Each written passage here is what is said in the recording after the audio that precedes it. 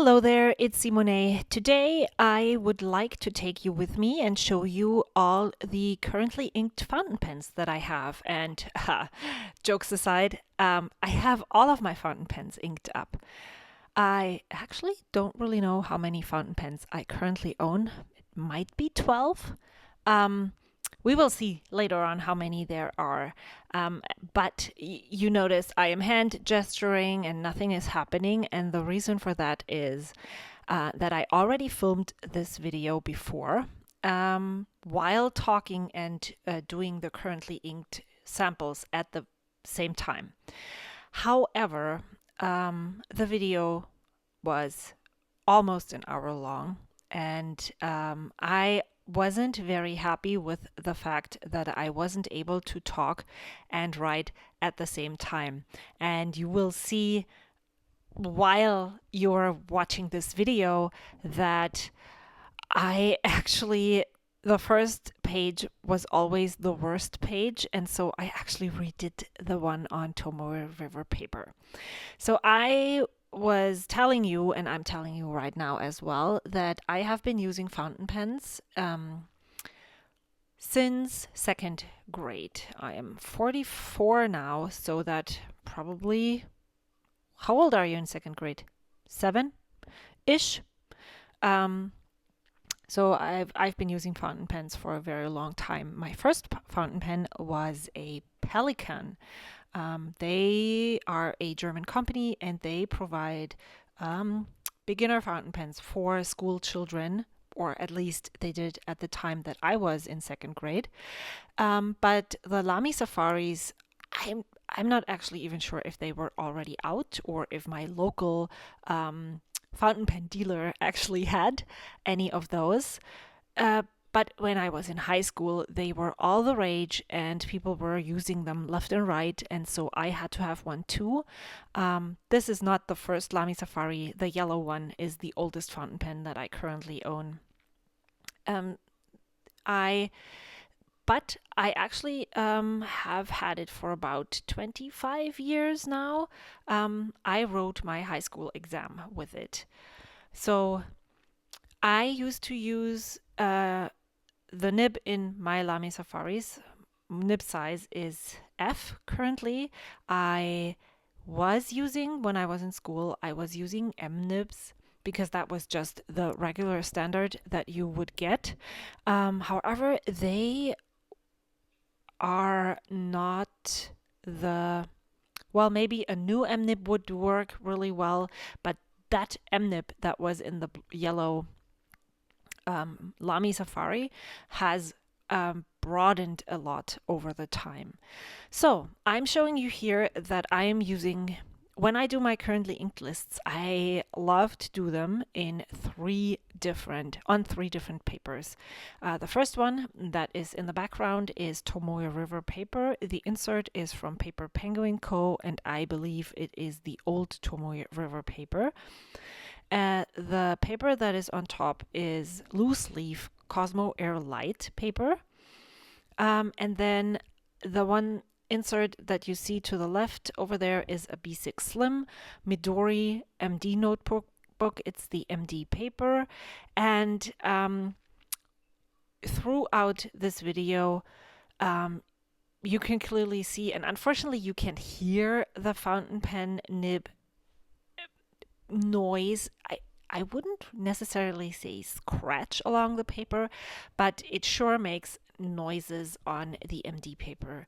So my fountain pen collection is fine-tuned to work best and write best on Tomoe River paper with my handwriting. With other people's handwriting, the nib size that you choose is basically, or probably, in my opinion, is your handwriting, the size of your handwriting, plus the paper that you're writing on will define what nib width you would want to purchase. I am using this yellow Lamy Safari with an F nib, and the ink that is in there is Ferris Wheel Press Buttered Popcorn. I got the fountain pen ink from my friend Amy, and I wasn't impressed in the beginning when I tried it, and then I decided to ink it up anyway just to see how I would like writing with it.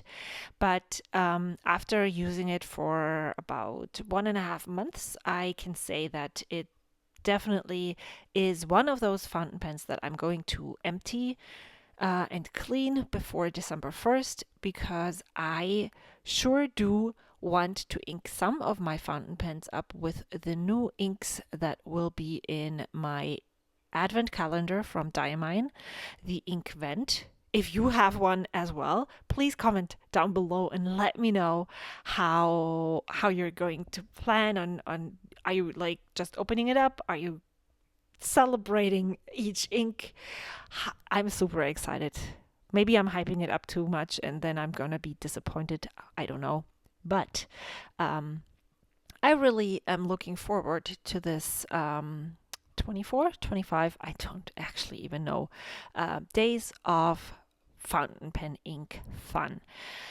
So, the second fountain pen I gave myself in my Christmas stocking last year is a Lamy Safari as well. It also has an F nib, and the ink that is inside is Vinta 1938 Malayan Apple Macopa, and you can clearly see that the color is different from the one on the left hand side of the currently inked. This might be because the fountain pen hasn't been used for a couple days, maybe a week, and so that's why it's so dark. I really love it. Now I'm talking about my newest two fountain pens, which are my very first gold nib pens. I purchased both pens over in Japan at a website, a fountain pen dealer called Pensachi. And in my last video where I showed several of my newer purchases and acquisitions that I really enjoy, I showed them off and I said that both nibs were 14K gold nibs, which isn't actually true. The Pilot Custom 74 that I'm showing you right now has an M nib, and it is inked up with Sailor Manyu Ume, is a 14K nib. However, the Vanishing Point, the yellow one, the clicker pen, is an 18K nib.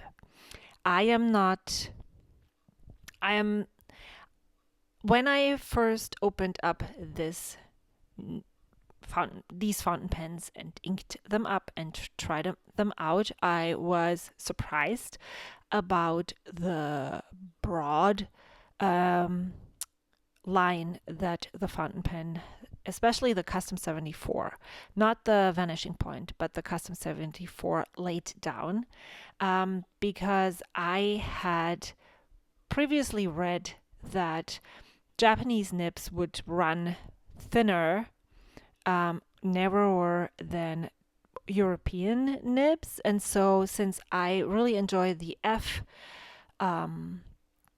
nibs in the Lamy Safari, I thought that I would probably be on the safer side if I went with an M nib, and it surprised me. It's not something that is super bad, but as I am still quite new to gold nibs, new to experimenting with various different fountain pens,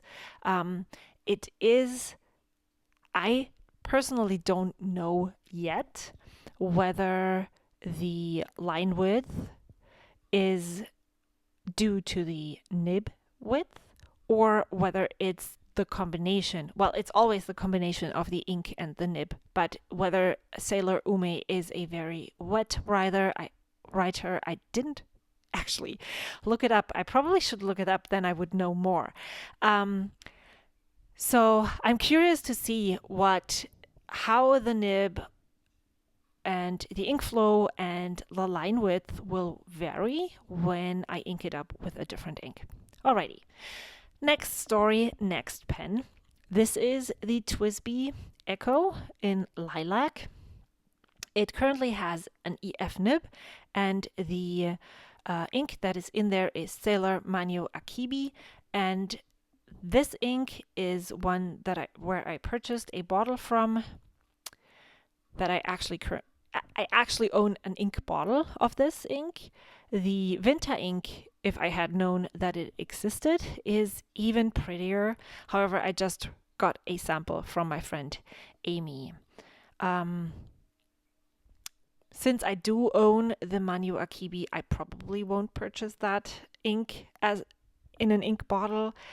I notice more and more that I do love playing with various different inks, and that purchasing an ink bottle feels like settling down and buying a house and never being able to move and travel again because you have to pay so much mortgage. And so I really like playing with ink samples. They're usually enough to fill the ink, to fill the fountain pen once, twice, even 3 times before it runs out. And so why not just play with so many, since I'm documenting the inks too, if I ever would want to settle on a specific ink. I could go back and then purchase it. And if it doesn't exist anymore, then fate just made me not own an ink bottle. There's so many colors, there's so many inks, there's so many inks out there that I'm sure there will be a similar ink. And I'm not that attached to a specific color, to a specific sheen, that I would need millions and millions of ink bottles. Let me know how you're doing the ink bottle versus ink samples. Do you purchase all the ink bottles, or do you play with ink samples?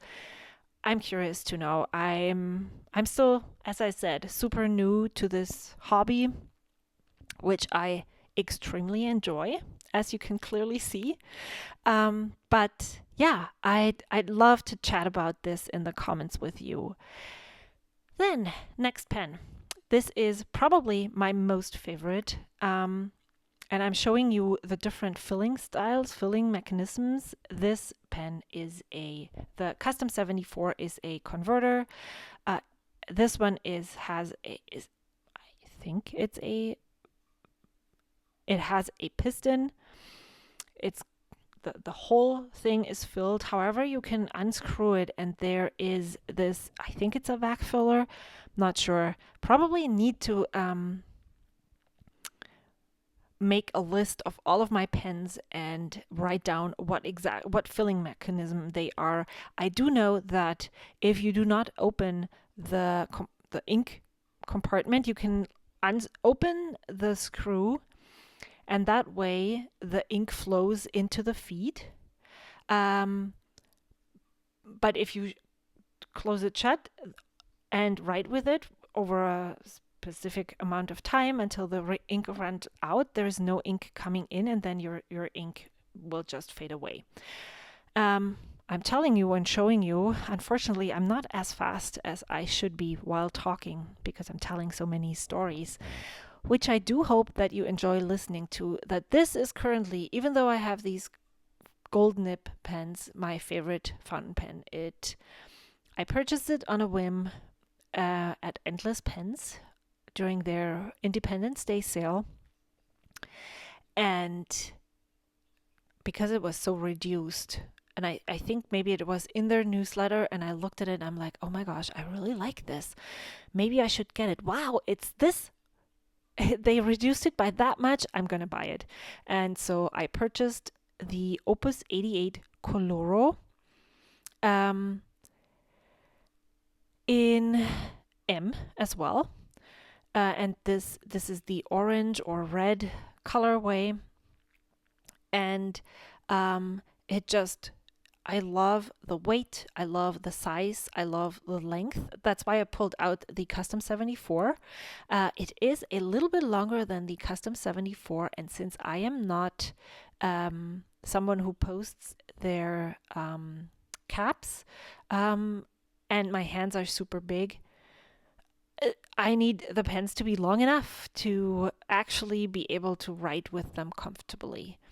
So that's, and also the nib is super springy as well, and I really enjoy that a lot. There is a whole TWSBI story. Maybe I will make a TWSBI video with only my TWSBI pens, because I have different nib sizes in most of them. This one is the TWSBI Eco T in green, I think. I think it's just called green, with an F nib. And the color that is in there is Rohrer and Klingner, or as we Germans say, Rohrer und Klingner, Altgoldgrün. This is my favorite color green, and I really love how it looks. And that is one ink that I purchased a bottle from because I have already emptied a sample and wanted to ink more of my fountain pens with it. And so I decided, well, this is definitely worth it. I did not tell you what I inked, what is in the Opus 88. That is diamine, ancient copper. I'm a sucker for these red brownish hues, rusty tones, copper tones. The ume and the ancient copper aren't very far in their color, but they are different enough to justify having two pens inked with each of those colors. And I especially love how the ink matches each fountain pen. That is just, I love it. This is the very first TWSBI Eco that I purchased. It is a demonstrator, clear demonstrator with an M nib. And I decided that this would be the pen that I would put in shimmering inks. I haven't had very good experience with shimmering inks in the past, so I was very scared of inking up this pen, but since you can completely take it apart and clean each part of the feed, you can take out the feed, you can take out the nib, you can unscrew the whole piston. I'm pretty sure that it will be okay. And it's also decently priced that if I'm actually ruining the whole pen, I can replace it quite easily. And that ink that is in this demonstrator pen is Van Diemen's Parrotfish, underwater parrotfish, and it is a teal ink with a purple shimmer. Here I'm showing you that, which I promised in another video, so if you've been waiting for this video, I'm so sorry. I haven't had the energy to put brain power into making the comparison video of the Lamy Safari and the TWSBI Swipe. I haven't written with this pen in a while, but this would be my number one recommendation for someone who would want to try out a fountain pen. It is just under $30, I think, in the US. It comes with, you can use cartridges, you can use converters with it. And what I like about it is that even if you leave it drying up and all the things, you can take it apart as much as the demonstrator, the piston filler TWSBI, and clean it thoroughly. You can take apart the converter, which you cannot with the Lamy Safari, and you also cannot remove the feed from the grip section. So that's why I personally feel like you would get a better, more easily cleanable, easier to use fountain pen.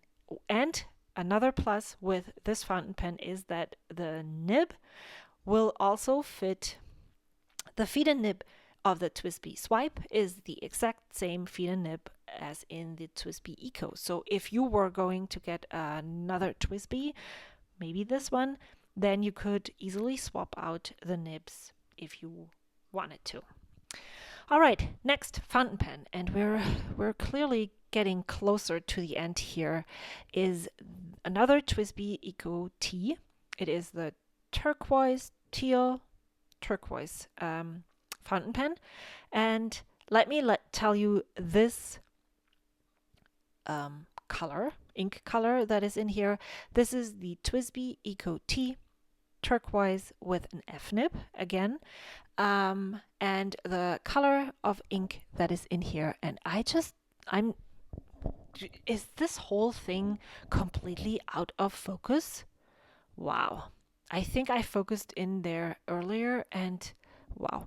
I'm so sorry. So you have to rely on just me telling you all the things. Oh my gosh.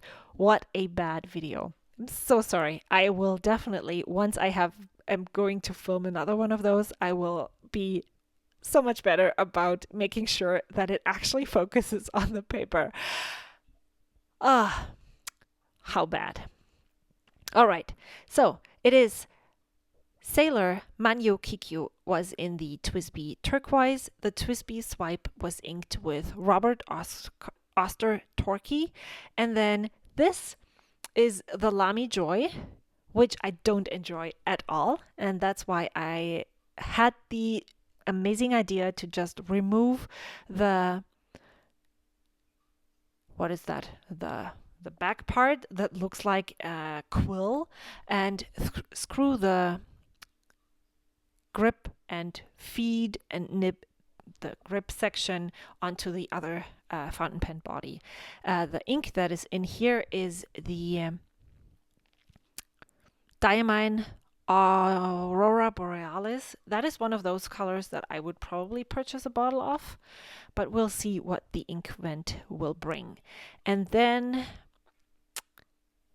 the last fountain pen that is inked, as you saw, the pink Lamy isn't currently inked, is the Pilot Vanishing Point, or capless, as it is called outside of the US, with an M nib. And this has a staple ink inside, which is the Lennon Toolbar Oyster. It is a beautiful gray, very dark gray. And I really like it as a neutral. So I'm almost done with this. Is there anything that I was going to tell you? There's still some minutes left, so I can maybe think of other things that were... Yes. I currently... What am I showing you here? I do not know. Yeah, I can just use this, and this is another F nib, and I can just use this and put it aside and then see what happens. So the TWSBI Eco T, the turquoise one that has the Sailor Manyo Kikyu inside, is a nib that was extremely scratchy and I did not enjoy writing with it. And so I decided, since it's not a super expensive pen, I decided to go ahead and get micro mesh mylar sheets as well as brass sheets to floss the tines. And I tried it last week and it turned out so well. It writes a lot smoother now. As you can see, I'm showing you that I redid the whole currently inked list because I couldn't let it slide. It just bugged me so much that I decided to go ahead and replicate the list. So yeah, I'm really looking forward to adjusting some of the nibs that I own, making them maybe even a little bit smoother. It's not doesn't necessarily have to be every fountain pen, and especially not the more expensive ones for now, until I get more experience in fine tuning. But I actually went ahead and purchased a Kaweco Sport because I now can make it write smoothly. Let me know, what is your favorite fountain pen ink of those? What inks do you currently use in your fountain pens? What is your favorite fountain pen at the moment? I'd love to chat with you, and I'm going to show you a picture in just a few seconds where I show you which fountain pens I am going to clean out before December 1st, before ink ink vent starts, so that I have some of the fountain pens, so that I can actually use some of the inks in my fountain pens. So these 6 will be cleaned before December 1st. If you have any questions, if you enjoyed this video, even though it didn't focus on the writing, let me know in the comments below. I would love for you to subscribe to my channel if you haven't already. And I will see you soon. Until then, bye.